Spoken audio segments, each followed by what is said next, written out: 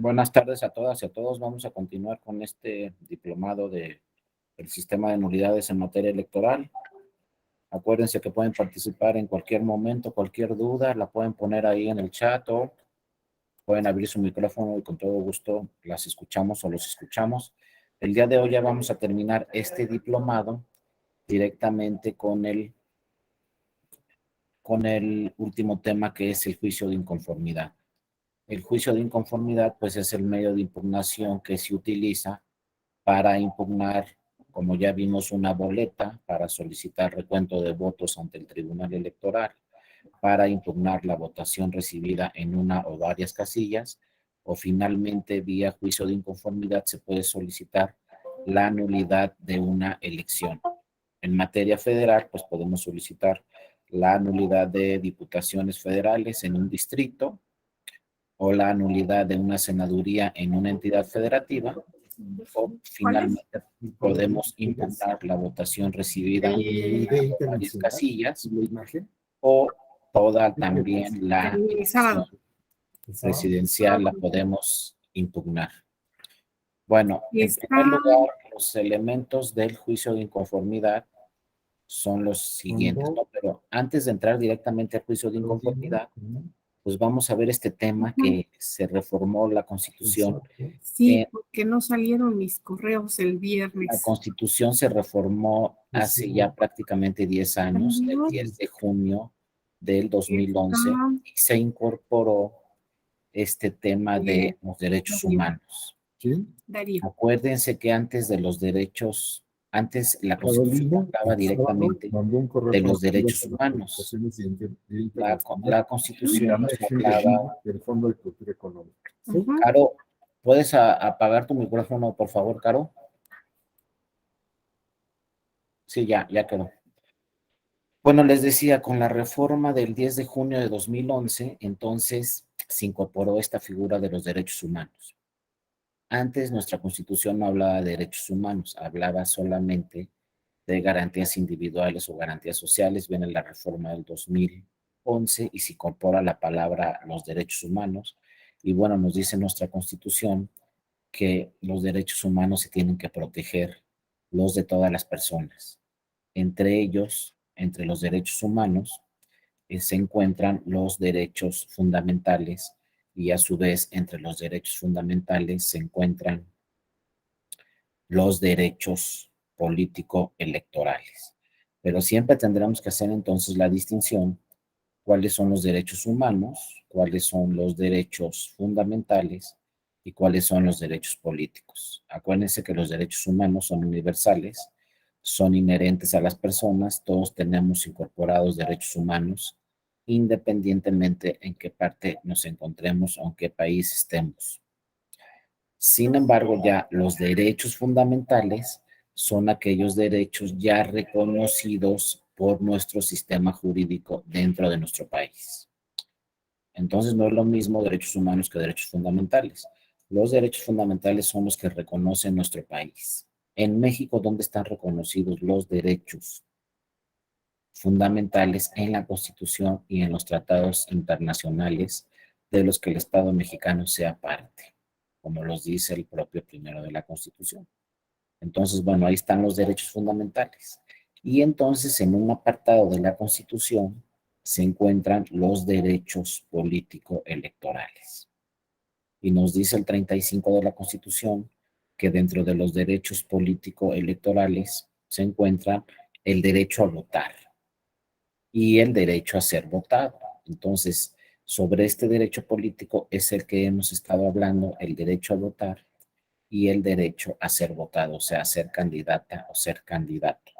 Por lo tanto, el Tribunal Electoral debe vigilar siempre, en cualquier momento, la protección de estos derechos políticos, como el votar y el ser votado. Entonces, si se va a ampliar, si se va a anular una elección, pues estamos de alguna forma restringiendo el derecho a votar de todas estas personas que votaron. Estamos anulando su voto. Por eso desde ahí se desprende la figura, obviamente, de la elección extraordinaria. Si el proceso electoral es de tal magnitud que se tiene que anular todos los votos de todas esas personas, entonces porque hubo diversas irregularidades en esa elección, entonces siempre lo que va a proceder es una elección extraordinaria, porque no se puede anular el voto y no se puede restringir el voto de todas las ciudadanas y ciudadanos en ese municipio o en ese distrito o en ese estado o inclusive en todo el país. Por eso siempre los tribunales electorales se revisan muy bien porque la sanción más grande que podemos tener en un proceso electoral pues es anular directamente la elección y de alguna forma suspender el derecho a votar de todas estas personas y convocarlos a una elección extraordinaria para que vuelvan a ejercer su voto.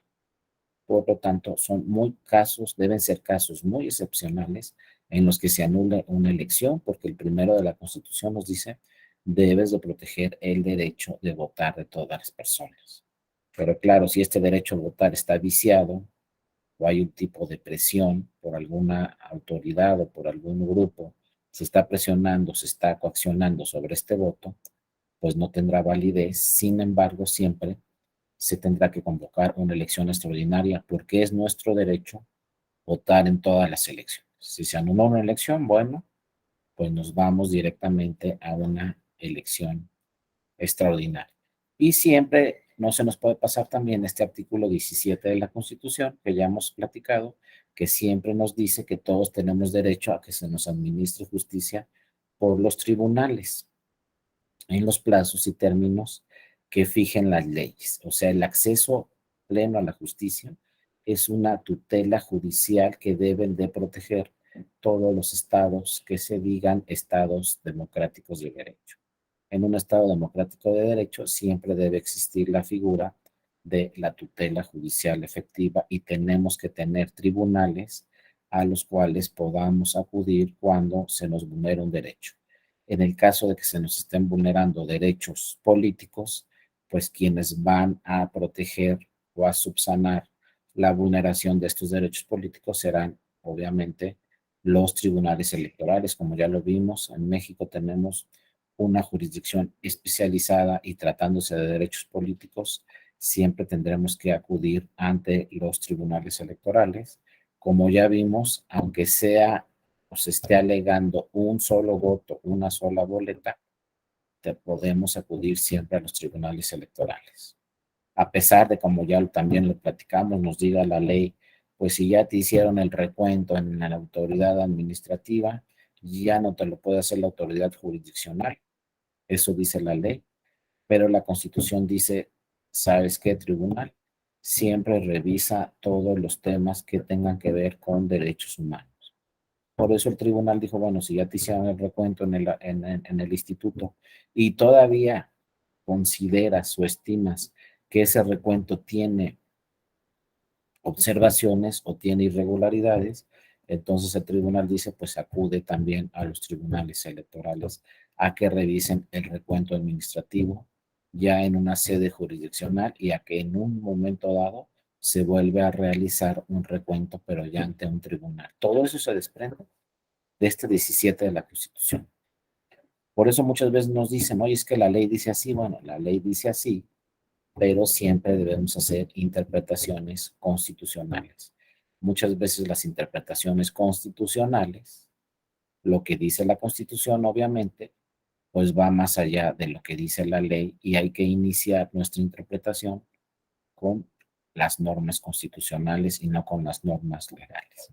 Y este 17, pues nunca se nos puede olvidar, donde dice, ¿sabes qué, tribunal? Pues siempre, en caso de duda, dale acceso a la justicia a todos aquellos que acudan ante un tribunal y más como ya vimos si se trata de temas de derechos humanos, como en este caso de temas de derechos políticos. Atendiendo a esa tutela judicial efectiva, pues el tribunal electoral, cuando no hay un medio de impugnación por el cual pueda acudir al tribunal conforme a la ley, pues dice el tribunal, tú presenta tu demanda. Si no hay un medio de impugnación específico en la ley, entonces a tu demanda la vamos a encauzar como un asunto general. Así se va a llamar el juicio, asunto general, y vamos a resolver el asunto porque no tenemos un medio de impugnación específico en la ley. Y después, pues se dijo no también en el 2014 que no solamente el tribunal debe crear un medio de impugnación cuando no exista en la ley, como este asunto general o juicio electoral, también en esta jurisprudencia 14 de 2014, el tribunal ha señalado también tienen que hacer esto todos los tribunales electorales en las entidades federativas. Cuando no existe un medio de impugnación en la ley de esa entidad federativa, de todos modos vamos a presentar nuestra demanda y se le va a poner juicio electoral, asunto general, cualquier denominación, pero todos los tribunales electorales del país están obligados a admitir la demanda cuando el tema tenga relación con la materia electoral y esté debidamente fundamentado, aunque no exista, insisto, un medio de impugnación idóneo en la ley, ¿no? Y ya después, pues ya aquí vemos, ¿no?, la competencia para cuando se solicite la nulidad de la votación en una casilla o la nulidad de una elección en diputaciones federales o en senadurías. Pues bueno, el Tribunal Electoral tiene 5 salas regionales. Estas salas regionales van a recibir todos los juicios de inconformidad relacionados con diputaciones federales. Todos los relacionados con diputaciones federales los va a recibir la sala regional respectiva. Por ejemplo, la primera sala va a recibir todos los temas de diputaciones federales relacionados con estos estados: Baja California Sur, Chihuahua, Durango, Jalisco, Nayarit, Sinaloa y Sonora. La segunda sala, con sede en Monterrey, va a recibir asuntos de diputaciones federales relacionados con Aguascalientes, Coahuila, Guanajuato, Nuevo León, Querétaro, San Luis Potosí, Tamaulipas, Zacatecas. También los temas de senadurías, pero ahí no es por distrito, como ya vimos, es por estado. La quinta sala, con sede en Toluca, va a recibir impugnaciones de Colima, Hidalgo, Estado de México y Michoacán. Como ven, la quinta sala, con sede en Toluca, tiene pocos estados, pero son muchos distritos. Como solo el Estado de México tiene 40 distritos, pues ya, con el Estado de México, Hidalgo, Colima y Michoacán, más o menos son 60 distritos en esta quinta sala, que la idea es que cada sala tenga más o menos 60 distritos que revisar, y así entonces son los 300 distritos en todo el país. La cuarta sala, con sede en Ciudad de México, va a ver los asuntos de la Ciudad de México, Guerrero, Morelos, Puebla, Tlaxcala. Y finalmente la tercera sala, con sede en Jalapa, va a ver asuntos de diputaciones y senadurías de Campeche, Chiapas, Oaxaca, Quintana Roo, Tabasco, Veracruz y Yucatán. Aquí se van a resolver en primera instancia todos los asuntos de senadurías y todos los asuntos de diputaciones, cuando se solicite la nulidad en una casilla o la nulidad de una elección. Tratándose, ya lo vimos también, de la elección de la presidencia de la República, ahí sí la única sala competente será la sala superior. Y contra las sentencias de todas estas salas regionales, hay una segunda instancia que también es la sala superior. Es decir, la sala superior va a revisar las sentencias de las salas regionales cuando resuelvan asuntos de diputaciones federales y también cuando resuelvan asuntos relacionados con senadurías. En primera instancia, entonces, resuelve la sala regional, y en segunda instancia puede revisar esa sentencia la sala superior. Pues como vemos, la sala superior pues tiene competencia para las 3 elecciones. En segunda instancia para diputaciones y senadurías, y en primera instancia para la presidencia de la República. Entonces, cuando lleguemos a un tribunal, a una sala regional o a la sala superior, tenemos que decirle, obviamente, al tribunal a quien va a resolver, pues tenemos que llegar con nuestra demanda con una pretensión. ¿Qué pretendemos en nuestra demanda? Y acuérdense que nuestra demanda, esa pretensión se divide en 2 puntos. Lo primero es la petición. ¿Qué le vamos a pedir al juez en nuestra demanda? Pues, por ejemplo, que se anule una elección de diputaciones federales. Esa es la primera parte de nuestra demanda, la petición, la primera parte de la pretensión. Pero siempre también tenemos que explicar en nuestra demanda la causa de pedir. Pues quieres que se anule la elección de diputaciones federales del Distrito 1 del Estado de México, por ejemplo, tienes que decirme cuáles son los hechos, qué es lo que pasó en esa elección, cuáles son los agravios y lo más importante también que ya platicamos, qué pruebas me estás presentando para acreditar que sucedieron esas irregularidades en la elección. El tema probatorio es fundamental porque muchas veces nos llegan al tribunal muchas demandas donde nos hacen valer diversas irregularidades en un proceso electoral y nos dicen quiero que se anule la elección porque sucedió todo esto, pero no viene con pruebas el expediente. Presentan la demanda pero con pocas pruebas y entonces si no me acreditas con pruebas la irregularidad que sucedió en ese proceso electoral, pues obviamente va a ser muy difícil que se anule una elección. Y como ya vimos, pues el tema probatorio es fundamental, pero acuérdense lo que platicamos, tenemos solo 4 días para presentar un juicio de inconformidad y para decirle al tribunal quiero que se anule la elección o quiero que se anule la votación en estas 2, 3, 4, 5 casillas, las que yo estime conveniente, porque hay irregularidades, pero tengo que demostrarlo, insisto, con pruebas que efectivamente sucedieron esas irregularidades en el proceso electoral. Acuérdense que cuando se presenta un juicio de inconformidad, intervienen 3 partes. Uno, quien presenta la demanda y le solicita al tribunal que se anule una elección. Pero la segunda parte es muy importante también, el tercero interesado. ¿Quién es el tercero interesado? Fíjense, el que ganó la elección. Y uno dice, bueno, si ya ganó la elección, ¿por qué va al tribunal? Bueno, va al tribunal porque tiene que defender esa elección. Entonces va como tercero interesado al tribunal y le dice al tribunal, ¿sabes qué? No anules las casillas que te está solicitando el actor, que es el segundo lugar. Tampoco anules la elección que te está solicitando el actor, que es el segundo lugar, por estos y por estas razones. Siempre es muy importante que acude el primer lugar a juicio para defender el proceso electoral, para que no se anulen casillas y no se anule la elección. Siempre debe defender el proceso electoral el tercero interesado porque quedó en primer lugar. Y luego, como parte, también tenemos a la autoridad responsable.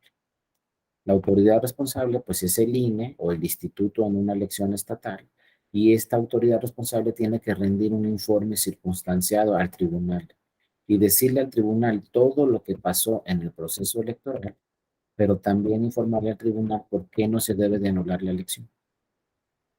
Es decir, el tercero interesado, que es el primer lugar, y la autoridad responsable, que es el INE que organizó la elección, van a llegar al tribunal y le van a decir, no anules la elección.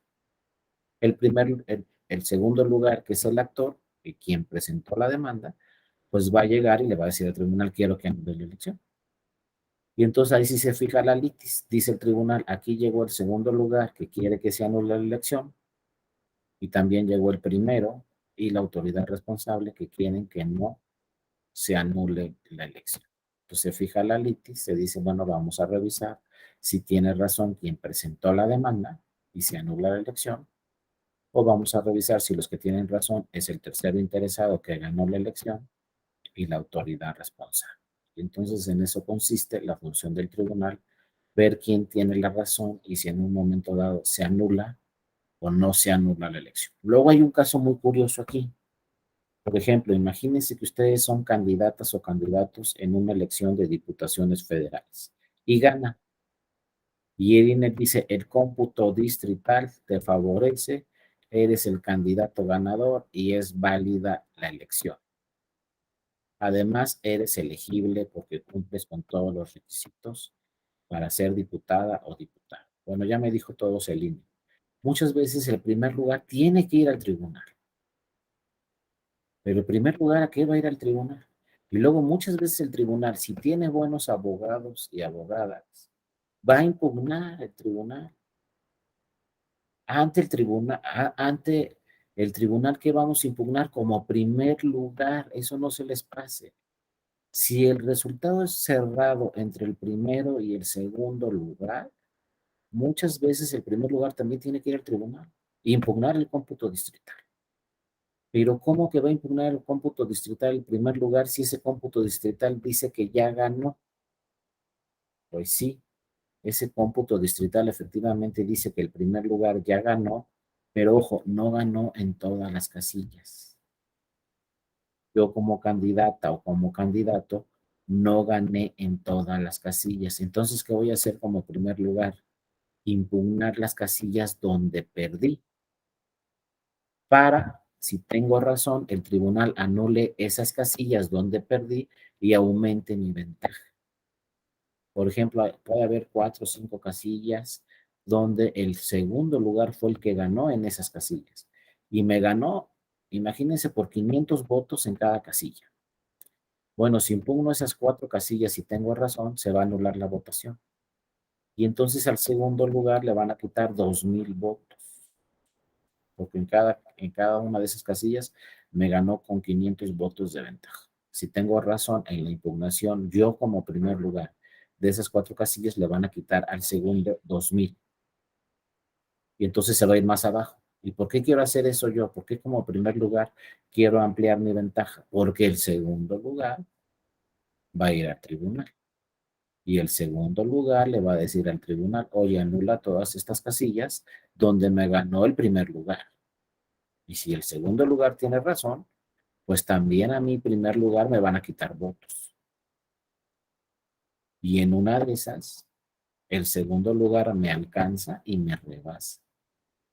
Por eso muchas veces cuando el resultado es muy cerrado en una elección, también el primer lugar tiene que ir al tribunal a impugnar la votación en una o varias casillas. Ojo, el primer lugar no va a impugnar la elección, no, no va a impugnar la validez de la elección, no va a impugnar tampoco la constancia que soy elegible, pues no, la elección que siga siendo válida. Yo sigo siendo elegible. Lo que voy a impugnar son las casillas donde me ganó el segundo lugar. Porque ya se han dado casos en el tribunal donde el segundo lugar alcanza al primero. Y como el primer lugar no impugnó ninguna casilla, pues ya me alcanzó el segundo, ya me rebasó y hay un cambio de resultado. Entonces el segundo lugar queda en primero y el primero baja a segundo lugar. Por eso, ojo, aquí en materia electoral muchas veces también tiene que presentar juicio de inconformidad el primer lugar y tiene que impugnar las casillas donde perdió. Porque si tiene razón, va a aumentar su ventaja frente al segundo lugar y el segundo lugar no lo va a alcanzar en un resultado cerrado, ¿no? Y hemos tenido resultados cerrados así de 5 o 6 casillas, es la diferencia entre el primero y segundo lugar, ¿no? Hemos tenido recuentos en el tribunal, recuentos totales, donde dice la ley, si la diferencia entre el primero y segundo lugar es menos de un punto porcentual, hay que abrir todos los paquetes en diputaciones federales, por ejemplo. Ya han sucedido casos donde el INE tiene que abrir todos los paquetes porque la diferencia entre el primero y segundo lugar fue de menos de un punto porcentual en diputaciones federales. Entonces, obviamente, esos partidos que la diferencia es de menos de un punto porcentual, luego se vienen al tribunal, con la idea, el segundo, de alcanzar al primero y rebasarlo. Entonces, el primero, pues también tiene que defenderse y también tiene que impugnar aquellas casillas que considere que hay irregularidades graves para que se anule la votación en aquellas casillas donde el segundo lugar ganó. Solo que se dé un caso muy raro que yo no he visto, donde el primer lugar gana en todas las casillas, pues ahí sí ya gané en todas las casillas, ya que voy a impugnar ante el tribunal, ¿no? Pero son casos raros. Por lo general, cuando el resultado sobre todo es muy cerrado, pues obviamente el resultado es muy cerrado porque el segundo lugar ganó en muchas casillas. Y entonces, pues hay que revisar en esas casillas donde ganó el segundo lugar, si se pueden impugnar para que no me alcance, porque ya nos han dicho muchas veces aquí y ya ha sucedido muchas veces en el tribunal que el segundo alcanza al primero, el primero no impugnó nada y entonces hay cambio de resultado. Y a nivel local, en entidades federativas, pues 3 o 4 boletas, 5, deciden una elección. Hace poco en Quintana Roo, 5 o 6 boletas le cambiaron el resultado. Primero había dicho el instituto, ganó esta persona para diputado y este quedó en segundo lugar. Por 6 votos. Pues el que quedó en segundo lugar fue al tribunal, impugnó 8 votos, tenía razón, Entonces le dieron esos 8 votos, alcanzó el primero y lo rebasó. Y como el primer lugar no impugnó ningún voto, se quedó en segundo lugar. Entonces, ojo, hay lugares, hay ayuntamientos, hay distritos donde 5 o 6 votos en alguna entidad del país, 5, 6, 7 votos pueden decidir una elección, inclusive como ya también lo platicamos, hemos tenido casos en el tribunal donde la elección quedó empatada. Tal partido tantos votos y tal partido exactamente los mismos votos. Y como dice la ley, si quedan empatados, ahí lo único que procede es elección extraordinaria y ya hemos tenido varios casos donde se realiza recuento total, se revisa toda la impugnación y siguen quedando empatados. Y si quedan empatados, pues no queda más que convocar a una elección extraordinaria porque no tenemos candidato ganado. Acuérdense del acta de jornada electoral, ya la platicamos. Aquí se asienta todo lo que sucedió el día de la jornada electoral y la hoja de incidentes que también ya platicamos. Aquí se va a anotar o a plasmar todas las inconsistencias que se adviertan durante la jornada electoral que nos pueden servir posteriormente para anular una elección. En el juicio de inconformidad, pues es de los primeros juicios que nacieron en materia electoral. ¿No? El primer medio de impugnación que nació en materia electoral fueron dos desde los primeros tribunales, uno para temas de credencial de elector y de lista nominal, y el segundo medio de impugnación que se plasmó en la ley fue este juicio de inconformidad para impugnar resultados electorales. Actualmente se ha ampliado mucho su procedencia y el juicio de inconformidad nos va a servir para 4 cosas. 1, impugnar una boleta. 2, solicitar recuento de votos. 3, solicitar que se anule una o varias casillas. Y 4, solicitar que se anule una elección. Inclusive podemos tener un quinto en donde se solicite que se declare inelegible al candidato ganador porque no cumple con los requisitos. Y muchas veces hasta se solicita y se dice los dos candidatos ganadores, tanto el propietario como el suplente, son inelegibles. Entonces, todos estos temas se pueden impugnar ante un tribunal electoral, ¿no? El juicio de inconformidad también, como nos dice la ley, debe tener todavía actualmente a la fecha, nos habla de un requisito fundamental que es la firma autógrafa. Si yo presento físicamente mi demanda, tiene que tener la firma autógrafa. Ya hay una jurisprudencia del tribunal que dice, bueno, por lo menos en el escrito que dices que estás presentando una demanda, que venga firmada. Pero si no viene firmado el escrito ni la demanda con firma autógrafa, se va a desechar de plano el medio de impugnación. Hagan de cuenta que no presentaron la demanda. Esto ha sido cuestionado porque muchos dicen, bueno, deberías de prevenir a quien presentó la demanda y decirle, tienes 24 horas para venir a que firmes tu demanda porque no la firmaste. Bueno, eso sucede en otros tribunales. En materia electoral, la ley dice, si no viene firmada, se desecha de plano el medio de impugnación. Entonces, ojo, lo primero que hay que revisar es que venga firmada con firma autógrafa esa demanda. Si no, todo lo que diga la demanda, todas las pruebas, todos los agravios, todos los hechos, no tienen ningún caso porque simple y sencillamente no viene firmada la demanda. Ustedes podrán decir, no, pues no se les va a pasar. No, pues en toda la historia del tribunal constantemente llegan asuntos sin firma. ¿Por qué? No sabemos, pero constantemente ustedes van a ver cómo se desechan demandas porque no cumplen con el requisito de la firma autógrafa. Y si no viene la firma autógrafa, pues se desecha. Acuérdense también que pues ya tenemos a partir de la pandemia acuerdos de la sala superior donde se pueden llevar a cabo los juicios vía electrónica desde la presentación de la demanda hasta la sentencia. Todo puede ser vía electrónica, todo puede ser digital. Pueden tener también quien promueve la firma electrónica. Sin embargo, hasta la fecha, la experiencia nos ha señalado que a los partidos políticos todavía les gusta presentar físicamente sus demandas porque es un porcentaje bajo el que llega vía electrónica. Por lo general, los tribunales electorales, y creo que a todos los tribunales en el país, siguen ya llegando las demandas físicamente y no vía electrónica. Por lo tanto, sigue siendo un requisito. Como les digo, cuando se presenta la demanda físicamente, la firma autógrafa. En los tribunales ya sabemos que cuando llega un expediente, lo primero que tenemos que revisar es, pues, trae la firma autógrafa, porque si no, ya no hay que revisar ninguna otra cosa. Ya no tiene caso nada más. Si no trae la firma autógrafa, se desecha de plano en medio de impugnación. Como les digo, hagan de cuenta que nadie lo presentó, porque no trae la firma.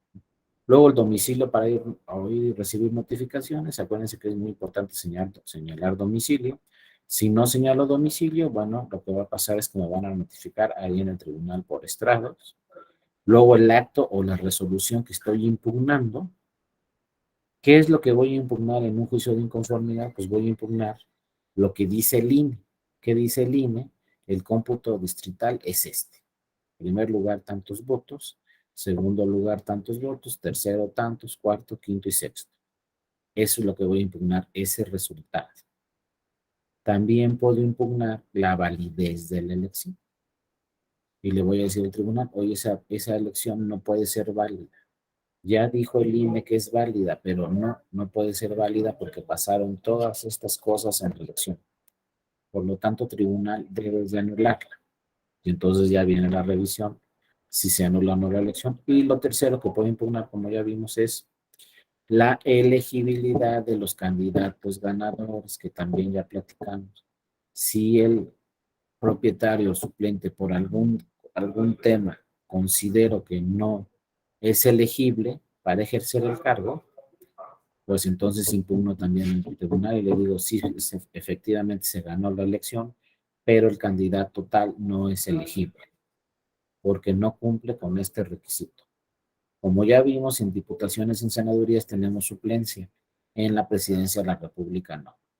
Si el candidato ganador o la candidata ganadora de la elección presidencial es inelegible, pues ahí sí se anula la elección y nos vamos a elección extraordinaria. También que vamos a mencionar en este juicio de inconformidad, pues obviamente cuáles son los agravios.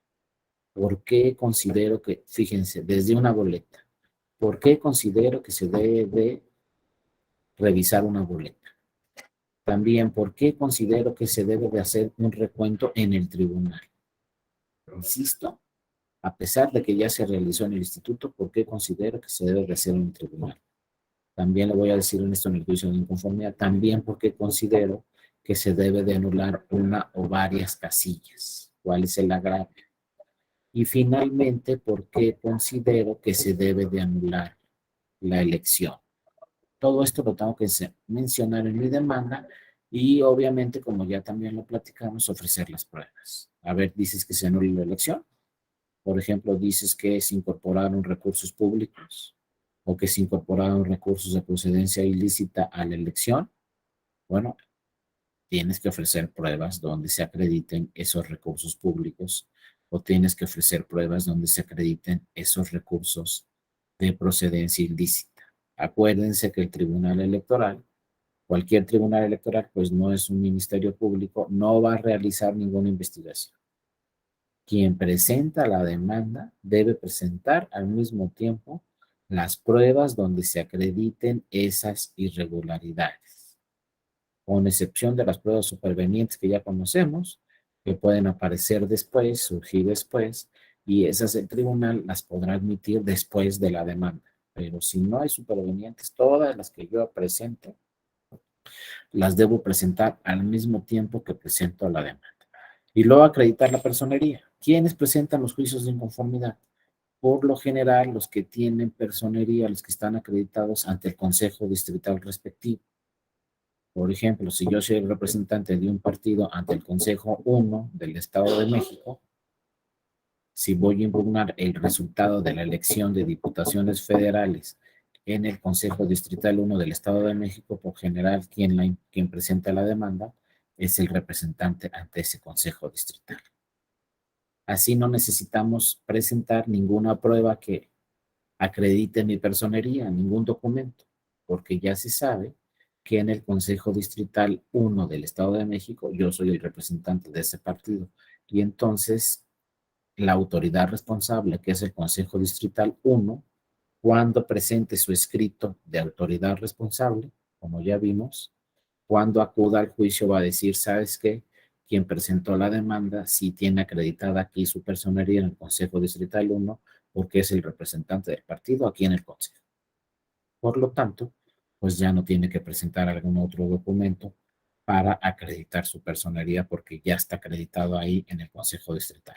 Si quien presenta la demanda no es el representante ante ese Consejo Distrital, entonces sí tiene que acreditarle al tribunal su personería, ¿no? Para que pueda promover ese juicio de inconformidad. Fíjense, como les decía, de los juicios de inconformidad, el de los medios de impugnación, el más antiguo es este juicio de inconformidad. Está desde el primer tribunal que existió en México, el primer tribunal electoral, el Tribunal de lo Contencioso Electoral, que no era un tribunal jurisdiccional, sino un tribunal administrativo, ya se podían impugnar resultados. ¿Cuál era el problema de los resultados aquí?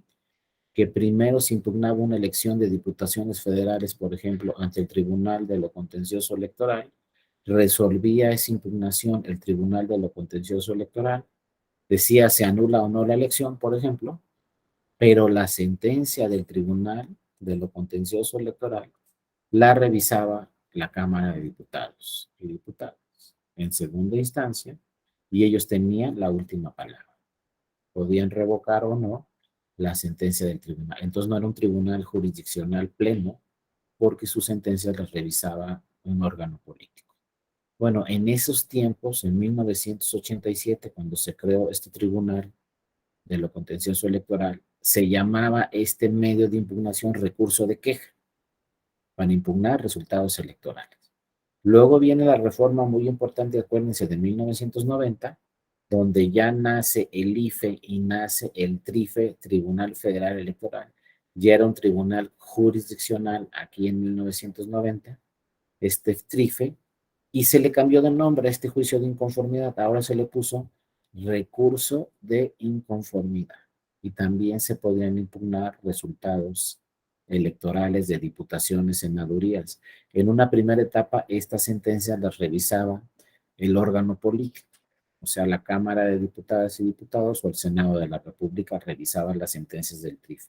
Pero a partir de una reforma que se dio en 1993, ya no podían ser revisadas las sentencias del TRIFE por los órganos políticos. El TRIFE era la última instancia y si el TRIFE decía se anula la elección de senadurías, se anulaba. Se anula esta elección de diputaciones, se anulaba porque sus sentencias ya no podían ser revisadas por los órganos políticos como las cámaras, el Senado de la República y la Cámara de Diputadas y Diputados. Entonces ya adquirió una muy importante jurisdicción el Tribunal Federal Electoral. Ya era un verdadero tribunal de legalidad. Después viene la reforma de 1996, donde este TRIFE se incorpora al Poder Judicial de la Federación. Se le llama ahora al actual tribunal, Tribunal Electoral del Poder Judicial de la Federación, a partir de 1996, y a partir de esa fecha ya se llama juicio de inconformidad. ¿Por qué se decidió ponerle juicio de inconformidad y no dejarlo en recurso de inconformidad? Porque tiene dos instancias. Se dice que primero se resuelve el juicio y que después del juicio, para que se revise la sentencia del juicio, se presenta un recurso. Entonces, como el juicio de inconformidad, como ya vimos, lo resuelven las salas regionales en diputaciones y senadurías, pero luego lo puede revisar la sala superior, decidió el Poder Legislativo, le vamos a poner juicio de inconformidad. Y cuando estos juicios de inconformidad se resuelvan, esa sentencia la va a poder revisar la sala superior vía recurso de reconsideración. Entonces, por eso, a partir de esa fecha se llama juicio y contra las sentencias del juicio de inconformidad procede el recurso de reconsideración ante la sala superior, ojo, tratándose de senadurías y diputaciones. Si yo presento un juicio de inconformidad tratándose de la elección presidencial, es la única y última instancia. Ahí no procede ningún recurso porque está resolviendo directamente la sala superior, porque se trata de la elección presidencial. Pero bueno, esta es la historia, por eso poco a poco, primero se llamó recurso, después de queja, después recurso de inconformidad y actualmente juicio de inconformidad. Como vemos entonces, este juicio de inconformidad pues procede para impugnar resultados en las casillas, para impugnar irregularidades durante el proceso electoral, para impugnar una elección o finalmente, como ya vimos, para impugnar la inelegibilidad de uno o de los dos candidatos, ¿no? Tratándose de diputaciones y senadurías, ya vimos su procedencia es para la elección de presidente, para la elección de diputados y para la elección de senadores. Cualquier resultado de estas elecciones se va a impugnar vía juicio de inconformidad, obviamente después de la jornada electoral. Primero se dan los resultados, luego confirma esos resultados el INE y contra la confirmación de esos resultados del INE nos vamos al Tribunal Electoral. Ahora, como ya también platicamos, los temas de inelegibilidad se revisan en dos momentos. Primero, cuando se registra una candidata o un candidato, vamos a ver si cumple con sus requisitos de diputada o diputado o de senador o senadora. Si cumple con los requisitos, se le otorga su registro y luego participa en la campaña. Cuando participa en la campaña, ya que ganó, si es que gana, se vuelven a revisar los requisitos en una segunda etapa. Ah, bueno, ya ganó, ahora vamos a revisar si es elegible. Y entonces en una segunda etapa se vuelven a revisar los requisitos. Y uno dice, bueno, pues si ya cuando se registró cumplía, ¿por qué los vuelven a revisar cuando ganó? Porque muchas veces cuando se registró sí cumplía con todos los requisitos, pero cuando ganó ya no. Por ejemplo, como lo vimos, si durante la campaña le dictan, por ejemplo, una sentencia definitiva o le dictan, por ejemplo, una sentencia donde se tenga que ir a la cárcel por cualquier motivo porque el delito es grave, pues ya no es elegible. Sí era elegible cuando se registró, pero luego llegó una sentencia que dice ya no es elegible, entonces ya no puede ser la candidata ganadora y ya no puede ejercer el cargo de diputada o de senadora, etcétera. Por eso tienen que revisar estos temas en dos momentos, ¿no? Ahora también la competencia, como ya vimos, quien resuelve en diputaciones y senadurías son las salas regionales. Quien resuelve en la presidencia de la República es directamente la sala superior. Sin embargo, la sala superior tiene ahí una facultad muy importante que se llama facultad de atracción. En cualquier momento, si lo considera así, la sala superior puede resolver también directamente algún asunto de diputaciones o senadurías en una sola instancia. Si se estima que el asunto es de tal importancia que ya no lo tiene que revisar la sala superior, mejor nos vamos directamente a la sala regional, mejor nos vamos directamente a la sala superior, pues la sala superior en su facultad de atracción puede jalar ese asunto y resolverlo directamente. No esperar la sentencia de la sala regional y luego irnos a la sala superior. Si es muy importante el asunto, directamente la sala superior lo va a resolver en una sola instancia. Entonces, bueno, ¿cuál es el trámite y el procedimiento? No me voy a detener mucho aquí, simplemente se presenta la demanda. La demanda no se presenta ante el tribunal, la demanda se presenta ante el consejo distrital respectivo. Por ejemplo, lo mismo, si yo competí para diputaciones federales en el distrito 1 en el Estado de México, pues la demanda la voy a presentar en el distrito 1 en el Estado de México, no en el tribunal. Luego suceden muchos casos así curiosos. Han llegado demandas al distrito 2, por ejemplo, impugnando el distrito 1. ¿Qué tiene que hacer el INE si la demanda llegó al distrito 2? Y lo que se está impugnando es el distrito 1 y la elección de diputaciones federales del distrito 1. Bueno, está obligado el INE a mandar esa demanda al distrito 1, porque se equivocó quien la presentó. Y en los juicios de inconformidad hay una figura muy importante que se admite, la suplencia de la deficiencia de la queja. En los juicios de inconformidad se admite, si yo me equivoco en algo, me tiene que corregir la autoridad. Pero ojo, hay determinadas reglas. Por ejemplo, aquí, si presenté mi demanda en el Consejo 2 y era en el 1, pues entonces lo que va a hacer el Consejo Distrital 2 es mandarlo al 1, pero si da tiempo. Acuérdense que son 4 días. Si yo voy al Consejo 2 y presento mi demanda a las 23:59 del último día, ya no le da tiempo al Consejo Distrital 2 de mandarlo al 1. Entonces ya se va a desechar mi demanda porque me equivoqué de autoridad. Pero si da tiempo, porque la presenté a las 6 de la tarde, 7 de la tarde, 8 de la tarde, de la noche, todavía da tiempo de mandar esa demanda al distrito 1, que es el que corresponde, entonces está obligado el INE a mandarlo al distrito 1. Esta suplencia de la eficiencia de la queja también aplica si me equivoco, por ejemplo, si digo, pues se vulneró el artículo 134 de la Constitución.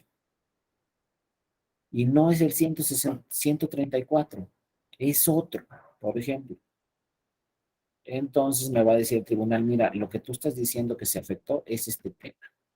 Y este tema tiene que ver con la libertad de expresión. Y este tema está en el artículo 6º o 7º de la Constitución, no en el 134. Pero te voy a resolver tu agravio. Y solamente te voy a decir, te equivocaste, no es el 134, es el 6º de la Constitución. Pero admito su demanda y la resuelvo, la reviso y la resuelvo. Eso ya se llama suplencia de la deficiencia de la queja. Si me equivoqué de artículos, me va a decir el tribunal, no son estos, pero voy a revisar tu agravio también. Me puedo equivocar de autoridad, me puedo equivocar de artículos y me va a corregir el tribunal y va a resolver el asunto. Bueno, entonces seguimos. La demanda se presenta ante el INE, el Consejo Distrital 1, por ejemplo. Él es el responsable, el Consejo Distrital 1, esa es la autoridad responsable, porque el Consejo Distrital 1 fue el que dijo que era válida la elección. Y yo considero que se equivocó el INE y no es válida la elección. Entonces el Consejo Distrital 1 es la autoridad responsable. Bueno, cuando llega la demanda al Consejo Distrital 1, yo tengo que avisar de inmediato al tribunal. ¿Sabes qué tribunal? Me llegó una demanda. Inmediatamente. Después, ¿qué voy a hacer con esa demanda? La voy a publicar en estrados durante 72 horas. ¿Para qué la voy a publicar ahí en el tribunal? Para que entonces se dé cuenta el primer lugar, por ejemplo, que se presentó una demanda. Y como ya vimos, a lo mejor el primer lugar, pues quiere presentar su escrito de tercero interesado, diciéndole al tribunal, no anules la elección. Entonces, durante este plazo de 72 horas, el tercero interesado, que es el primer lugar, va a poder presentar su escrito. Por eso hay que publicar ya alguna demanda y la vamos a publicar aquí 72 horas para que, pues son 3 días, tenga 3 días el tercero interesado, que en este caso es el primer lugar, para que presente su escrito. Por lo tanto, es el plazo durante el cual pueden comparecer los terceros interesados y formar sus alegatos. Ya que pasaron estas 72 horas, entonces dentro de las próximas 24, el INE, el Consejo Distrital 1, en este caso, tiene que mandar todo el expediente al tribunal. ¿Qué es todo el expediente? El escrito de demanda, el escrito del tercero interesado, el informe circunstanciado de la autoridad del Consejo Distrital 1, las pruebas, anexos, etcétera. Se tiene todo el expediente, se arma todo el expediente y se manda al tribunal. ¿A dónde lo manda el INE? A la sala regional competente. Como vimos, si es el distrito 1 del Estado de México, la sala regional es la sala Toluca. Entonces, durante esas 24 horas se integra el expediente y lo manda el Consejo Distrital 1 a la sala regional Toluca, quien es la sala que va a resolver en primera instancia. Y contra la sentencia de la sala regional Toluca nos podemos ir a la sala superior, como ya vimos, vía recurso de reconsideración. Bueno, ya llegó el asunto a la sala regional Toluca. Se turna al magistrado o a la magistrada que es presidenta o presidente en la sala regional Toluca. Llega a la presidencia va a mandar ese expediente al magistrado ponente. ¿Cuál es el magistrado ponente? Pues según en el orden alfabético que tengamos, que ya esto ha estado cambiando y ahora va a ser vía electrónica, en fin, al que le corresponda, le mandamos el expediente. Y una vez que llegue el expediente ya a una magistrada o un magistrado, ese magistrado va a revisar todos los requisitos de la demanda y del tercero interesado, por los que ya vimos, la firma, los agravios, los hechos, las pruebas, todo. Va a revisar tanto que el escrito, la demanda del actor, como el escrito del tercero interesado cumplan con todos los requisitos para admitir los dos escritos, el del actor y el del tercero. Luego va a revisar si está el informe circunstanciado de la autoridad, del INE, del Consejo Distrital 1, pues revisa que esté el informe porque también lo va a analizar y también va a revisar todos los demás documentos que estén en el expediente. Como ya vimos, si cumple con los requisitos la demanda, pues se va a admitir. Si le falta algún requisito, a lo mejor se desecha de plano la demanda y ya hagan de cuenta que no llegó nunca el expediente, porque se desecha la demanda porque no viene firmada, por ejemplo. Pero si ya se cumple con todos los requisitos, entonces se admite la demanda y los demás escritos, ¿no? A lo mejor se admite, pero hay que hacer ciertas diligencias. Por ejemplo, faltan actas de escrutinio y cómputo para resolver el asunto. Entonces dicta un acuerdo a la Sala Regional Toluca, al magistrado que le corresponda el asunto, y le dice, ¿no?, al Consejo Distrital 1 del INE en el Estado de México, oye, mándame copia certificada de estas 200 actas de escrutinio y cómputo. Ya se admitió la demanda, luego pedimos esta diligencia en un acuerdo, le decimos al Consejo Distrital, mándame 200 actas de escrutinio y cómputo certificadas, porque no están en el expediente y las necesito. Bueno, ya que hice todas las diligencias que tengo que hacer, entonces entra una figura también que se llama cierre de instrucción. Cierre de instrucción quiere decir que el tribunal o el magistrado dice, ya tengo todo lo que tengo que tener en el expediente. Entonces ya no voy a pedir ninguna otra cosa más, ya no voy a recibir ninguna otra prueba más, y entonces ya voy a hacer el proyecto de sentencia. Ojo, si se cierra instrucción, entonces si luego llegara una prueba superveniente ya no se puede admitir, porque ya se cerró instrucción y ya se dijo tengo todo para resolver. Por eso, por lo general, una magistrada o un magistrado cierra instrucción prácticamente cuando ya va a realizar la sentencia. Siempre hay que dejar abierto el expediente por si llega una prueba superveniente y cerrar instrucción prácticamente cuando se tenga listo el proyecto de sentencia. Cuando se tiene listo el proyecto de sentencia, se cierra instrucción, ya no se puede admitir ningún otro documento y entonces se circula a los demás magistrados. Mira, aquí está mi proyecto de sentencia. En las salas regionales son 3 magistraturas, se envía este proyecto de sentencia a las otras 2 magistraturas. Los 3 magistrados o magistradas revisan el proyecto de sentencia de ese magistrado y luego en sesión pública votan a favor o en contra. Y en la sesión pública deciden y discuten por qué están a favor de esa sentencia o por qué están en contra de esa sentencia. Obviamente en una sala regional, pues 2 son mayoría, con que 2 voten a favor de esa sentencia, obviamente el ponente va a votar a favor de esa sentencia, con que tenga el voto de otro magistrado o magistrado, pues ya tiene la mayoría. Y ya se va a resolver así, aunque un magistrado diga, pues yo no estoy de acuerdo, y entonces él va a quedar como voto particular su posición. Van a ganar los 2 magistrados que dijeron que sí estaban de acuerdo con esa sentencia, y el que no estaba de acuerdo va a quedar como voto particular. El voto particular también se anexa a la sentencia, para que cualquier persona pueda conocer por qué no estuvo de acuerdo con esa sentencia el que emitió su voto particular. O si es por unanimidad, no por mayoría, cuando es por unanimidad, es cuando las 3 magistrados o magistradas estuvieron de acuerdo con esa sentencia y entonces así pasa, ¿no? La sala superior es distinto. Acuérdense que en la sala superior son 7 magistraturas. Actualmente se integra la sala superior con 2 magistradas y 5 magistrados. Nomás que aquí es más complejo el tema. Por ejemplo, en un juicio de inconformidad tratándose de la presidencia de la República, pues aquí tenemos 7, ¿no? Pero imagínense que falte uno. Por lo que ustedes quieran, no llegó una magistrada o no llegó un magistrado. Son 6. ¿Qué tal si 3 votan a favor y 3 votan en contra? Quedan empatados. Entonces, como en la sala superior sí hay la posibilidad que queden empatados, aquí dice la ley, cuando quedan empatados, donde votó el presidente, ellos tendrán la razón. O sea, se llama voto de calidad. El voto del presidente pesa más que el voto de cualquier otra magistrado o magistrado. Entonces, si están 3 y 3, donde está el voto del presidente, esos son los que ganaron el asunto. Y donde no está el voto de la presidencia, pues perdieron, aunque son 3 y 3, ¿no? Así sucede cuando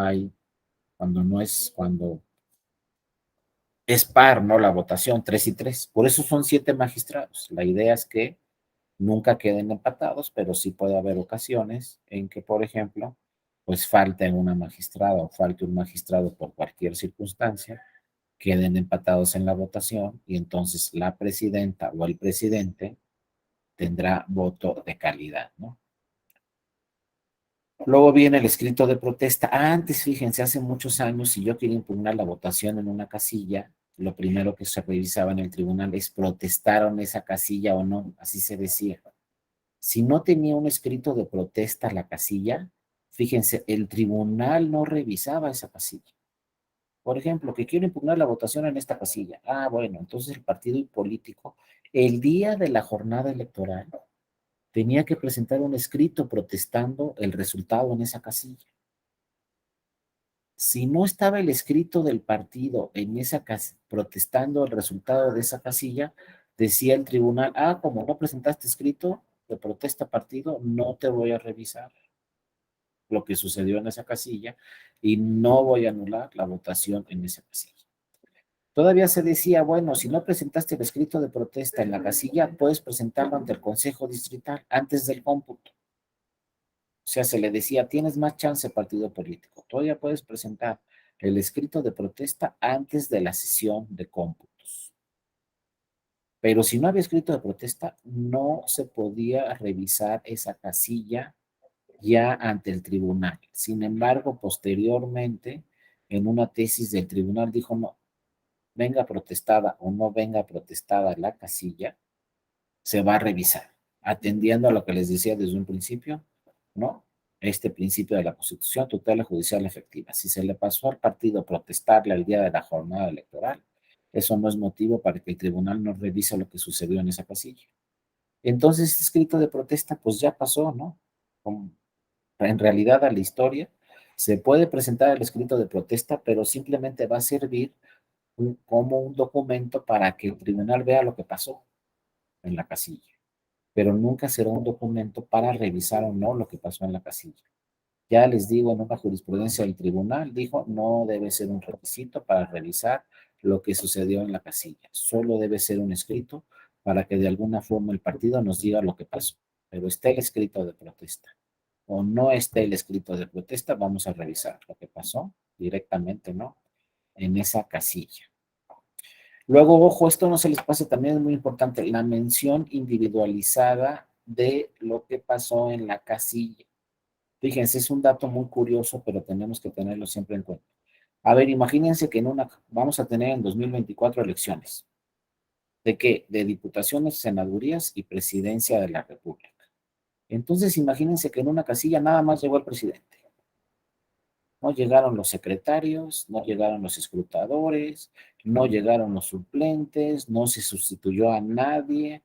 Y total, durante toda la jornada electoral, nada más estuvo el presidente, ahí solito. Se encargó de todo. Y entonces dice la ley y dicen los criterios del tribunal, si solamente estaba un funcionario en la casilla, si un partido lo solicita, se va a anular la votación en esa casilla. Todos los votos se van a anular porque solamente estaba un funcionario. Pues claro que para un partido político es muy fácil, pues revisan todas las casillas y ven, ah, mira, aquí nada más estuvo el presidente, vamos a impugnarla. Y el partido político ya sabe que se va a anular la votación. porque solamente estuvo un funcionario. Pero fíjense aquí lo curioso, ¿qué dice la ley? Por ejemplo, si yo presento una demanda para diputaciones y digo, mira, en esta casilla nada más estuvo el presidente, entonces va a decir el tribunal, ojo, se anula la votación en esta casilla, pero solamente para diputados y diputadas. Los votos que se obtuvieron en esta casilla para senadoras y senadores y los votos que se obtuvieron en esta casilla para la presidencia de la República no se van a anular, porque la demanda es para diputaciones y solo se va a anular la votación para diputaciones. Vean lo curioso, el tribunal ya se dio cuenta que hay una irregularidad en esa casilla, porque nada más estaba el presidente. El tribunal ya se dio cuenta que la irregularidad es grave y determinante y que se tienen que anular los votos. Sin embargo, nada más se van a anular los votos de diputaciones, porque la demanda solamente se refiere a diputaciones. Si yo quisiera que se anularan los votos para las 3 elecciones, tendría que presentar una demanda para diputaciones, otra demanda para senadurías y otra demanda para la presidencia de la República, para que así entonces se anulen los votos en esa casilla para las 3 elecciones. Pero no puede ser en automático. El tribunal solamente va a anular los votos en la casilla de la demanda que se presente. Si es demanda para la presidencia, se anulan los votos en esa casilla para la presidencia, pero no para senadurías ni diputaciones. ¿Y por qué está así el sistema?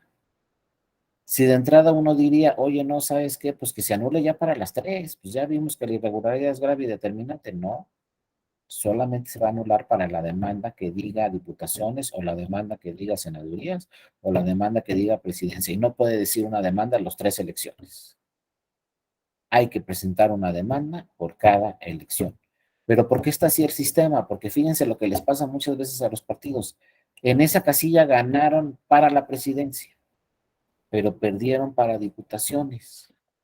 Y uno dice, pues, ¿cómo? Si votaron los mismos, pues sí. Nomás que los mismos votaron por un partido para la presidencia y por otro partido para diputaciones. No votaron por el mismo partido. Entonces luego dice el partido, aquí en esta casilla perdí diputaciones, pero gané presidencia. Entonces nada más la voy a impugnar para diputaciones. No la voy a impugnar para la elección de la presidencia porque ahí gané. Entonces eso también nos arroja un dato muy interesante que dice que los ciudadanos no votan en las 3 elecciones muchas veces por el mismo partido. Para diputaciones este partido o esta coalición. Y para la presidencia de la República voto por la otra coalición, así. Entonces muchas veces el partido en la misma casilla gana unas elecciones y pierde otras en la misma casilla. Por lo tanto, el sistema dice, a ver, partido, dime para qué elección quieres que se anulen los votos. ¿Para diputaciones, para senadurías o para presidente? Y tienes que presentar una demanda por elección. Si quieres que los votos de esa casilla se anulen para las 3 elecciones, entonces preséntame un juicio de inconformidad de diputaciones. Preséntame otro juicio de inconformidad distinto de senadurías y otro juicio de inconformidad distinto para la presidencia de la República. Y entonces el tribunal va a anular 3 veces esa casilla. Una vez para presidente, otra vez para senadurías y otra vez para diputación. Pero así está el sistema, entonces no les extrañe que el tribunal en una ocasión anule votos en esa casilla solamente para una elección. Y ya el tribunal dijo, imagínense, el tribunal ya se dio cuenta, oye, aquí nada más había un funcionario. Deberíamos de anular los votos para las 3 elecciones. Pues no se puede, porque nada más impugnó diputaciones. Entonces va a valer la votación en esa casilla para senadurías y va a valer la votación en esa casilla para la presidencia porque ningún partido impugnó. Y ojo, si ningún partido impugna para ninguna elección, va a valer la votación en esa casilla aunque nada más estuvo el presidente. El INE, ojo, el INE nunca va a anular la votación de una casilla. El INE no tiene atribuciones para anular votos. Si el INE ve que nada más está el presidente, dice, pues nadie impugnó, esos votos cuentan. Pero nada más estuvo el presidente, pues sí, pero nadie impugnó, entonces esos votos cuentan. Las autoridades administrativas, ojo, no tienen facultades para anular la votación en una casilla o en varias casillas, y menos una autoridad administrativa puede anular una elección. Eso queda a los tribunales y con demandas. Nadie puede anular una elección si no hay una demanda que resuelva un tribunal. Cualquier tipo de elección, si queremos que se anule, tenemos que ir al tribunal. El INE o los institutos no tienen atribuciones para anular casillas ni para anular, obviamente, una elección. Por eso se tiene que, como vimos aquí, de los requisitos especiales de la demanda, pues se tiene que señalar cuál es la elección que se impugna, luego cuáles son las casillas que se van a impugnar de esa elección. Una por una hay que señalar cuáles son las casillas, ¿no? Y en su caso, si hay error o no aritmético, o sea, del cómputo distrital. Pero tenemos que ir casilla por casilla. Ese es el problema también en los juicios de inconformidad. Imagínense que en un distrito de diputaciones federales se instalan 500 casillas. Si quiero impugnar 400, tengo que señalar en mi demanda cuáles son las 400. Y luego tengo que señalar en mi demanda qué pasó en cada una de las 400. No crean que puedo decir, pues en las 400 nada más estuvo el presidente, ¿no? Tengo que decir, en la casilla 1 pasó esto, en la 2 esto, en la 3 esto, así hasta las 400. Imagínense un partido político que tiene que presentar una demanda en 4 días, que quiere impugnar 400 casillas y que tiene que decir al tribunal qué pasó en cada casilla. Pues así es el sistema. Si yo no le digo al tribunal qué pasó en cada casilla, el tribunal no me va a estudiar esa casilla, porque va a decir que es un hecho genérico. Tienes que decirme específicamente qué pasó en cada uno. Estoy hablando de diputaciones donde pueden impugnarse 400 o 500 casillas. Imagínense, en senadurías pueden impugnarse 1000, 2000, 3000 casillas. Y tenemos 4 días también. Y en presidencia se pueden impugnar 40,000 casillas, pero también tenemos 4 días para decirle al tribunal qué pasó en cada una de las 4000 casillas. Vean cómo este tema de los plazos se tiene que revisar. Realmente no le da tiempo suficiente a un partido político revisar qué pasó en todas las casillas en 4 días. Tenemos que aumentar los plazos porque también la experiencia nos dice, si le das en vez de 4 días, 8 días a un partido, no pasa nada. El tribunal puede resolver en tiempo. En la elección presidencial, si en vez de darle 4 días a un partido para presentar su demanda, le das 12 días, no va a pasar nada, sí da tiempo. ¿Por qué el legislador dejó 4 días para todas las elecciones? Pues no sabemos, porque no se compara una elección de diputaciones, que es un distrito, con una elección de senadurías, que es un estado, con una elección de la presidencia, que es todo el país, y para las 3 elecciones tenemos 4 días. Entonces sí será muy importante revisar estos plazos, porque en 4 días siempre nos han dicho los partidos es que no me da tiempo de revisar qué pasó en cada casilla y no me da tiempo de presentar todas las pruebas en cada una de las casillas y solamente tengo 4 días para presentar la demanda. Ya vimos que si la presento al día 5, ya se desecha mi demanda porque no la presenté necesariamente en el plazo que tenía que presentarla, ¿no? Acuérdense, si voy a impugnar la elección presidencial, puede ser por 2 cosas. Puedo impugnar casillas de la elección presidencial o de plano puedo impugnar y decir, quiero que se anule toda la elección presidencial por diversas causas de nulidad de elección. Pero aquí el sistema es diferente. Si voy a anular casillas, tengo que impugnar una demanda en cada distrito. Si quiero que se anulen casillas en el distrito 1, en el 5, en el 25, acuérdense que son 300 distritos en el país. Entonces yo voy a tener que presentar una demanda por cada distrito y por las casillas que están en ese distrito. Pero estamos hablando de 300 distritos. ¿Eso qué quiere decir? Que en el 2024 pueden llegar 300 demandas de un partido político, impugnando la votación en casillas en cada uno de esos 300 distritos. A lo mejor llega el partido en 2024 y nos dice, en el distrito 1 quiero impugnar 5 casillas, en el 2, 10, en el 3, 50, en el 4, 500, así hasta el 300. Siempre en la elección presidencial al Tribunal Electoral le llegan más de 300 demandas, más de 300, solamente con motivo de la elección presidencial. Y fíjense, el partido tiene 4 días para presentar las 300 demandas. Y luego el tribunal también tiene plazos muy cortos para revisar lo que dicen las 300 demandas. y cuántas casillas se impugnaron en las 300 demandas, y hay que revisar todas las casillas que se impugnaron en las 300 demandas. Pero también dice la ley, pero si vas a impugnar también la elección presidencial, no solamente por casillas, sino por otras causales de nulidad, entonces sí nada más es una demanda. En una demanda me vas a decir qué causales de nulidad de elección se actualizan, me lo vas a decir una demanda, y esa demanda no la vas a presentar en ningún distrito de los 300. Esa demanda la vas a presentar directamente ante el Consejo General del INE. Y al Consejo General del INE le vas a decir: quiero que se anule la elección de la presidencia de la República. Ahí la demanda no va a ningún distrito, va directamente al Consejo General del INE, y obviamente el Consejo General del INE inmediatamente la va a mandar a la Sala Superior. Entonces la Sala Superior ya sabe, cuando llega una demanda al Consejo General con motivo de la elección presidencial, eso quiere decir que ese partido está impugnando toda la elección presidencial. Quiere que se anule la elección presidencial. En el 2000 no pasó con Fox, pero en el 2006 sí pasó cuando ganó Calderón, se impugnó toda la elección presidencial y llegó una demanda al Consejo General. Y en el 2012 también llegó una demanda al Consejo General impugnando toda la elección presidencial. Como ya vimos en el 2018, pues llamó mucho la atención ese tema, porque ningún partido político impugnó la elección presidencial en el 2018. Todos los partidos que participaron en el 2018 aceptaron los resultados del INE. Por eso les digo, luego cuestionamos mucho a la autoridad administrativa, pero se nos olvida que todos, absolutamente todos los partidos en el 2018 aceptaron los resultados del INE, nadie impugnó, el único partido que impugnó, acuérdense, fue el PES, y el PES no impugnó la elección presidencial, el PES solamente impugnó que se distribuyeron más los votos y que le dieron más votos a los otros dos partidos de la coalición que a él, que le correspondían algunos votos, que le dieron al PT o que le dieron a Morena, que hubo más distribución de esos votos para la coalición. Eso fue lo que impugnó el PES. Pero la elección presidencial, que llegara un partido y le dijera al tribunal: quiero que se anule la elección presidencial, ningún partido en 2018.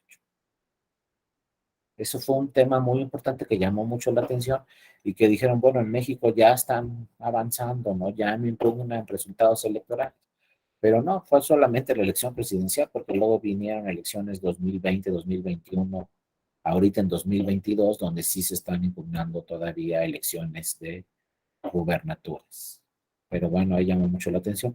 Habrá que ver qué pasa en el 2024, pero les digo, si impugnamos casillas en el 2024 para la elección presidencial, se tienen que impugnar, se tiene que presentar una demanda en cada distrito, y son 300. Y si por ahí también se quiere impugnar toda la elección presidencial, entonces se presenta una demanda ante el Consejo General del INE y decirle: oye, pues también quiero que se anule la elección presidencial. Por lo tanto, el tribunal tendrá que revisar esas 300 demandas, una en cada distrito, con motivo de resultados en casillas, y luego tendrá que revisar la demanda que se presentó ante el Consejo General, donde le están diciendo al tribunal que también se debe anular la elección de toda la presidencia de la República, ¿no? Veremos qué sucede. Luego, bueno, en esta etapa del juicio de inconformidad, como ya vimos, se puede solicitar recuento. Todos estos temas ya los platicamos, donde se puede solicitar el recuento de votos. Acuérdense que cuando presento mi juicio de inconformidad, el tribunal lo va a resolver en diferentes partes. Primero va a revisar el tribunal si se están impugnando boletas. Va a sacar esas boletas y las va a revisar, y va a decir el tribunal: tenía razón el INE, el voto es nulo, o tenía razón el partido y el voto es para su partido. Después de revisar boletas en el juicio de inconformidad, va a revisar si se realiza recuento o no. También en el juicio de inconformidad le podemos decir al tribunal: oye, aquí quiero que me hagas un recuento de votos en estos distritos o en estas casillas. Entonces el tribunal también va a revisar si se hace el recuento de votos o si no se hace el recuento de votos en ese juicio de inconformidad.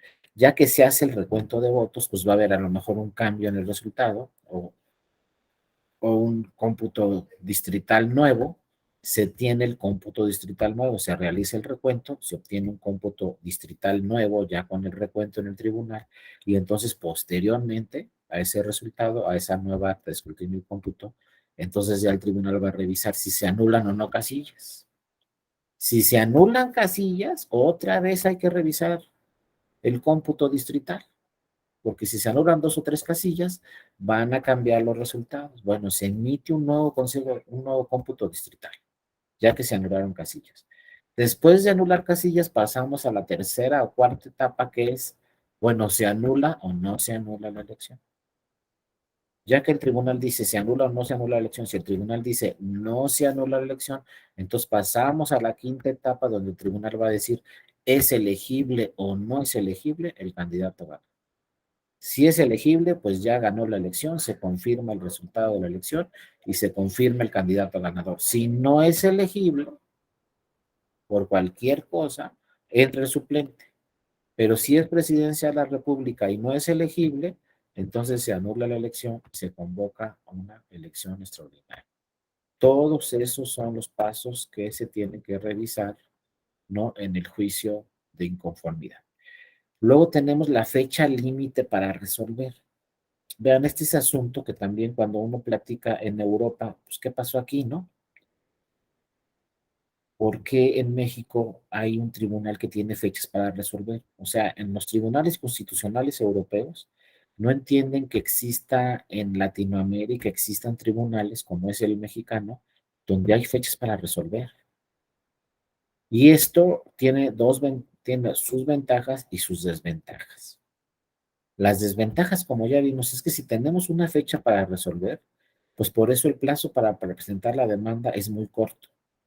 El plazo para presentar las pruebas también es muy corto, pero a su vez el plazo para que el tribunal revise todas las casillas, revise todas las pruebas, realice recuentos, revise si se anula o no la elección, también es muy corto. Porque imagínense, en elecciones de diputaciones y senadurías, ¿cuántas diputaciones son 500? ¿Cuántas senadurías? 128.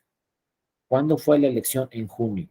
Pues de junio al 3 de agosto, el tribunal tiene que revisar todo lo que sucedió en 500 diputaciones y todo lo que sucedió en 128 senadurías.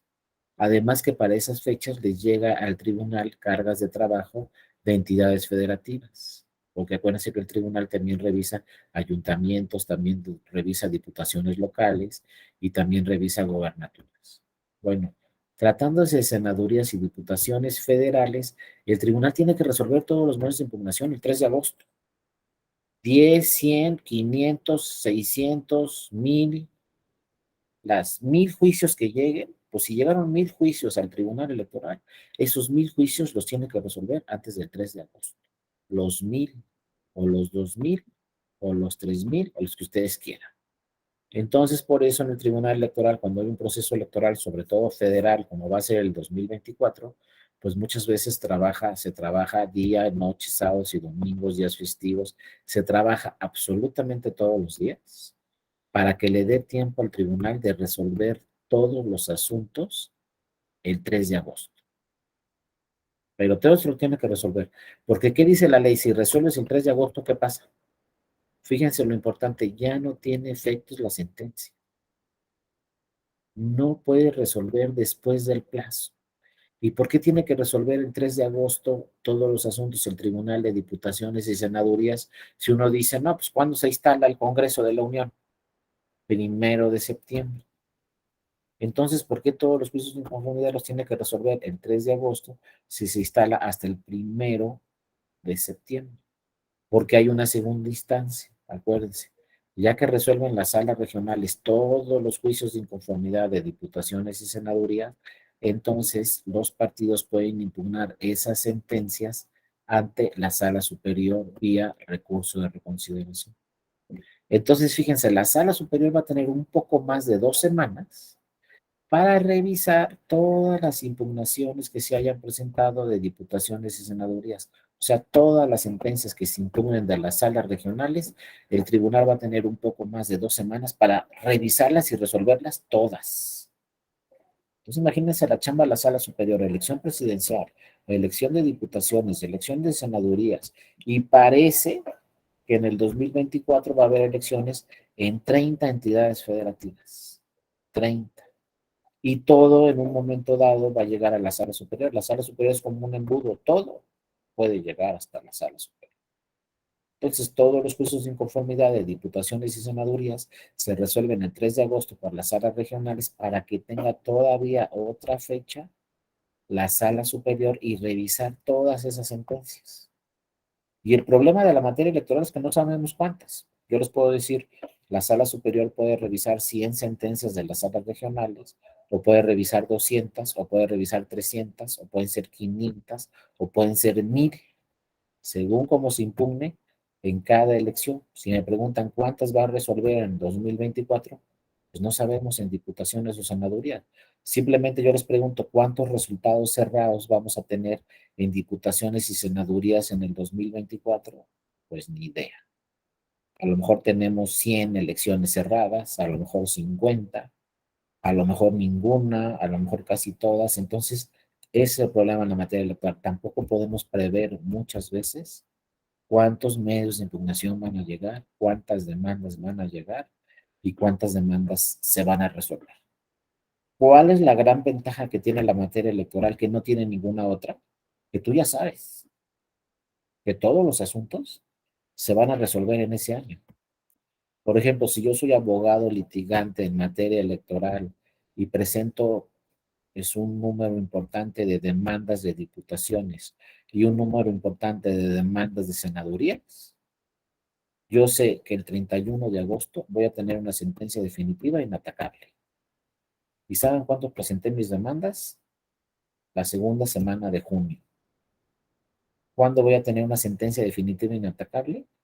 Antes del 31 de agosto. O sea, en 2 meses pasa por 2 tribunales, pasa por 2 sentencias y la última es definitiva e inatacable. No me puedo ir a la corte. ¿Cuántas abogadas o abogados litigantes en otra materia pueden decir que en 2 meses van a tener una sentencia definitiva e inatacable? Ningún abogado que se dedique a otra materia, ¿no? Desafortunadamente en nuestro país hay asuntos civiles o hay asuntos penales que duran hasta 10 años. Ustedes pueden ir a un juzgado civil o pueden ir a un juzgado penal y van a ver ahí expedientes que ya tienen 10 años y no tienen sentencia definitiva. Entonces imagínense los afectados, imagínense las víctimas, pero también imagínense las abogadas o abogados que se dedican a eso, pues cuándo van a cobrar el asunto, ya llevan 10 años, ¿no? En materia electoral, esa es la gran ventaja. Ustedes saben que en 2 meses van a tener una sentencia definitiva inatacable. Ganaron o perdieron el asunto, se anuló o no se anuló la elección. Ustedes ya saben con toda seguridad que se va a resolver en esas fechas y que no hay para dónde irse, que en esa fecha va a ser la última fecha para resolver el asunto. Ahora, en presidencia de la República, en presidencia de la República, por ejemplo, se presentan, ¿qué les digo? 2012, 360 demandas. Pues las 360 demandas que se presenten en la sala superior con motivo de la elección presidencial, esas 300 demandas que a lo mejor solicitan recuento, que a lo mejor solicitan revisión de boletas en todo el país, recuento en 200 o 300 distritos, que se anule la elección por diversas irregularidades, todo lo que pidan en esas 300 demandas y todas las pruebas que ofrezcan, se tienen que revisar y resolver el 31 de agosto. Y no hay otro día, ¿eh? No hay otra fecha. Entonces todos también, los que presentan demandas con motivo de una elección presidencial, ya saben y están seguros que van a tener una sentencia definitiva e inatacable el 31 de agosto. Y esta fecha sí, muchos decían, oye, pues si toma posesión el candidato ganador el 1 de diciembre, ¿por qué le acotan el 31 de agosto para la presidencia de la República? Si toma posesión el 1 de diciembre, bueno, pues que se resuelva todo en noviembre, ¿no? Algo así.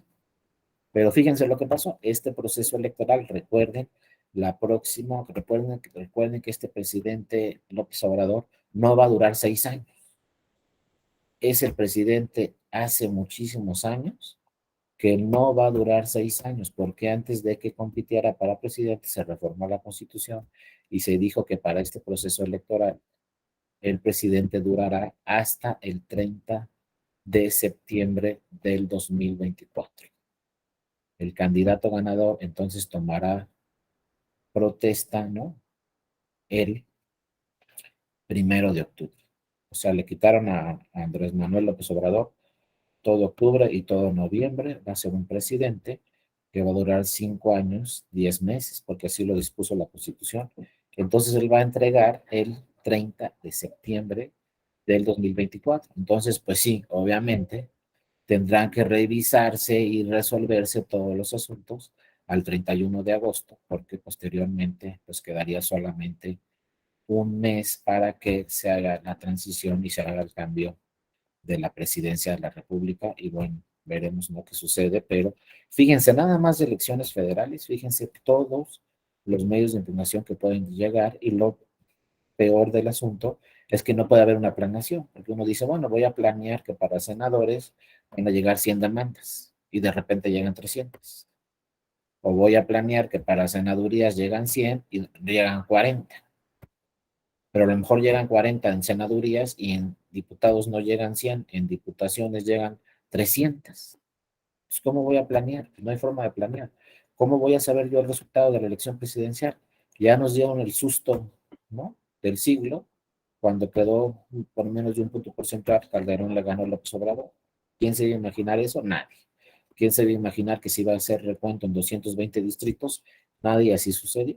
Entonces, en materia electoral, por eso se tiene que tener ahí, y por eso dice claramente la ley, todo, cuando hay proceso electoral, todos los días y horas son hábiles, porque en un momento dado se tiene que trabajar sábados y domingos, ¿no? No sé cuántas horas al día, para que salgan absolutamente todos los asuntos y se tenga que resolver, porque es la única materia, yo creo que en el mundo, que tiene plazos previstos para resolver. A la Corte nadie le dice, tienes que emitir una sentencia en tal fecha, pero al Tribunal Electoral sí, su sentencia es definitiva, y se le dice, para diputaciones y senadurías tienes que emitir todas tus sentencias, salas regionales, el 3 de agosto, y tú, sala superior, para la presidencia de la República, tienes que resolver absolutamente todos tus asuntos para el 31 de agosto, y bueno, así es la materia electoral. Bueno, y ya con cuanto a interés jurídico para impugnar, acuérdense, también eso no se les pase, lo tiene el primer lugar. El primer lugar que le favoreció la votación también puede impugnar resultados. ¿Qué resultados va a impugnar el primer lugar? Obviamente, pues las casillas donde perdió. Aunque haya quedado en primer lugar, no me puedo confiar, no me puedo ir a celebrar el resultado. Si quedé en primer lugar, mis abogadas y abogados tienen que defender esa elección, y lo que tienen que hacer es acudir al tribunal en su caso e impugnar las casillas que tengan irregularidades donde yo perdí como primer lugar, para aumentar mi ventaja, porque como ya les dije, en un resultado cerrado va a llegar el segundo lugar, va a impugnar casillas y en una de esas me alcanza y me rebasa. Para que no me alcance, entonces yo como primer lugar tengo que impugnar las casillas donde perdí, solo que de plano sea como antes, ¿no? Que gané en todas las casillas, porque la historia en México en materia electoral tiene datos que uno no conoce, pero antes se ganaba en todas las casillas. Bueno, si gané en todas las casillas, pues sí, ya no voy a ir al tribunal. ¿Qué casilla voy a impugnar si gané en todas? Pero mientras no tengamos un resultado donde gané en todas, si perdí en una, tengo que revisar si en esa que perdí hay alguna irregularidad que provoque que se anule la votación. Porque si anula la votación en esa que perdí, voy a aumentar mi ventaja frente al segundo lugar. Entonces, este es un tema muy importante que se tiene que revisar. Por ejemplo, la elección presidencial es un dato que yo no sé si nada más se dio en México o no, pero en la elección presidencial de 1976 con López Portillo, era el único candidato. Ustedes lo recuerdan muy bien. Nada más había un candidato en la elección y pues obviamente ese candidato va. Y antes estaba lo que se llamaba casilla zapato y elecciones zapato y carro completo, donde los partidos, bueno, el partido, en este caso el Partido Revolucionario Institucional, ganaba en todas las casillas.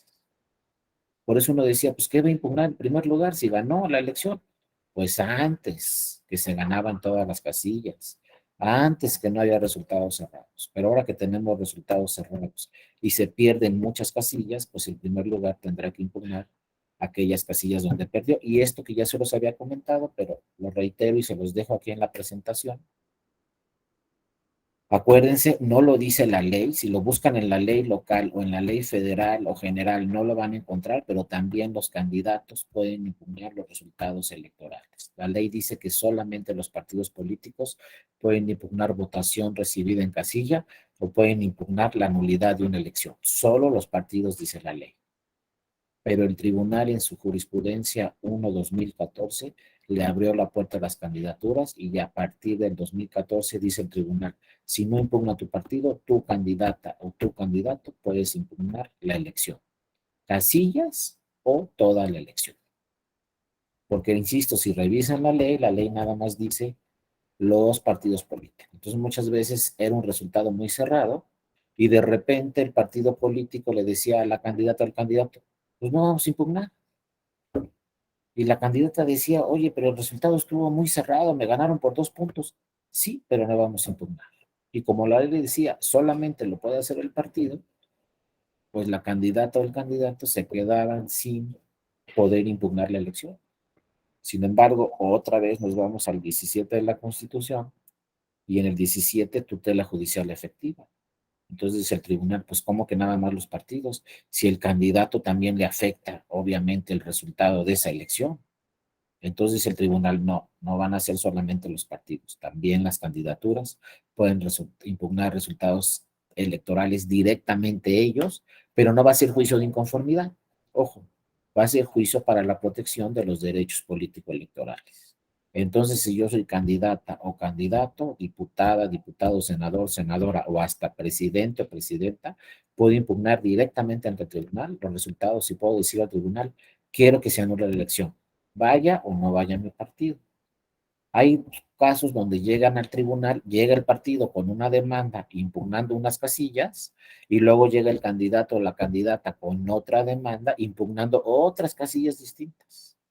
Entonces ahí lo que hace el tribunal es acumular las dos demandas, la del juicio de inconformidad del partido y la del juicio para la protección de los derechos políticos del ciudadano de la candidata al candidato, acumula las dos demandas, revisa las casillas de una y de otra demanda, contesta todas las casillas, dice se anulan o no se anulan estas casillas y en una sola sentencia resuelve el tribunal, en su caso, cuántas casillas se anulan o si se anula la elección.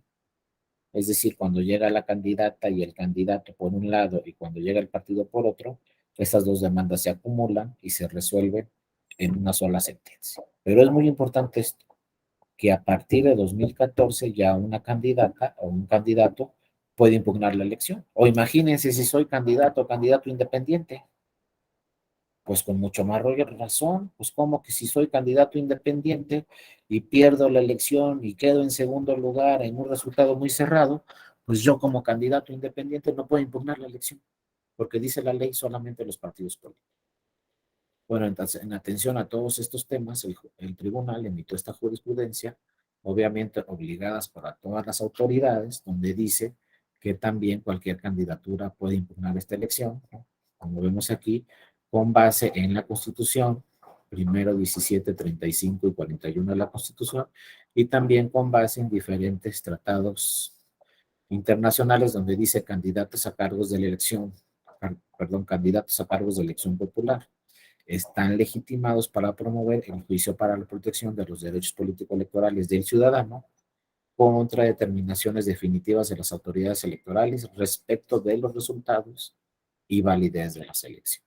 Entonces, haciendo valer esta jurisprudencia, en cualquier momento los partidos políticos pueden hacer valer también la nulidad de la votación en una o varias casillas o la nulidad de una elección. Bueno, compañeras y compañeras, con esto no acabamos nada más la sesión de hoy, acabamos todo el diplomado en sistema de nulidades. Hay otros diplomados relacionados con el tema. Revisen ahí la oferta académica de la Escuela Judicial Electoral y cuando ustedes tengan oportunidad, vale la pena también entrar a algunos otros diplomados. Seguramente si entran a otro diplomado de la Escuela Judicial Electoral, por ahí nos vamos a encontrar. Sin embargo, como yo se los dije desde la primera sesión, acuérdense que conmigo pues ya me van a soñar porque vimos 5 sesiones, aquí está, ¿no? Este es mi correo electrónico, dario.mora@te.gov.mx. Aquí en esta presentación no vimos todas las láminas, pero vimos en su mayoría, aquí vienen todos los temas que vimos: recuento de votos, nulidad para la presidencia, nulidad de senadurías y juicio de inconformidad. Aquí en esta presentación vienen todos los temas que tocamos en estas 5 sesiones. Entonces, si me escriben a mi correo electrónico dario.mora@te.gov.mx, escríbanme y yo, en cuanto tenga oportunidad, les contesto el correo mandándoles esta presentación con todo gusto. Quiero felicitarlas y felicitarlos a todos por su gran esfuerzo, porque estuvieron muy atentos aquí en este diplomado del sistema de nulidades. Sigan atentos en otros diplomados. Cuando tengan oportunidad, vale la pena que cursen algunos otros. Pero por lo pronto quiero decirles que yo siempre estoy a sus órdenes aquí en este correo electrónico, no solamente en este tema de nulidades, cualquier otro tema, alguna jurisprudencia, alguna sentencia que ustedes consideren importante, con todo gusto yo los puedo auxiliar para hacérselas llegar, o algún otro tema de la Escuela Judicial Electoral. Yo siempre ahí voy a estar a sus órdenes en cualquier cosa que les pueda ayudar, con toda confianza. De verdad, escriban mi correo electrónico y de verdad quiero felicitarlos nuevamente porque es un gran esfuerzo el que ustedes hacen. No es nada fácil estar todos los días 2 horas, ¿no? Escuchando a algún profesor, alguna profesora vía electrónica, que ya ven que es un poco más cansado la vía electrónica que la presencial. Por eso de verdad quiero felicitarlos y quiero también pues señalarles, ¿no? Que si tuvieran la oportunidad, vale la pena que busquen ahí la oferta académica. Son 18 los diplomados que hay. Si tuvieran alguna duda sobre algo, de verdad, comuníquense conmigo en mi correo electrónico. Y yo estoy seguro que nos vamos a ver en una conferencia, en alguna otra sesión, de algún otro diplomado, cualquier tema. Pero sí les digo, ahí está mi correo electrónico, ahí estaremos siempre en contacto. Muchas gracias a todas y a todos. Y también pues le quiero agradecer a mi compañera, la maestra Carolina Roque, que estuvo aquí con nosotros dándole seguimiento a esta presentación. De verdad, escriban mi correo, yo les hago llegar esta presentación, y si surgen dudas para el 2023 o ya para el 2024, que va a ser efectivo todo esto que estamos platicando del sistema de nulidades, pues ahí les digo, síganme escribiendo mi correo y ahí vemos todas las dudas, las discutimos como todos ustedes quieran, ¿no? Pero bueno, agradezco mucho su atención a todas, a todos. Ojalá nos veamos pronto en alguna otra sesión y que tengan una excelente semana. Apenas es lunes, todavía nos queda toda la semana. Que tengan una excelente semana, cuídense mucho. Les mando un abrazo a todas y a todos y les digo, seguramente nos veremos en otra ocasión. Gracias a todas y a todos, de verdad, y pronto les llegará su constancia de este diplomado. Muchas gracias a todas y a todos. Cuídense mucho. Un abrazo. Hasta luego, que estén muy bien. Muchas gracias.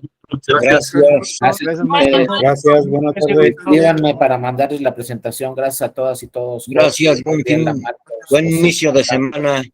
gracias, Javier. Excelente. Gracias, Marcos. Jonathan, muchas gracias. También Yasmín.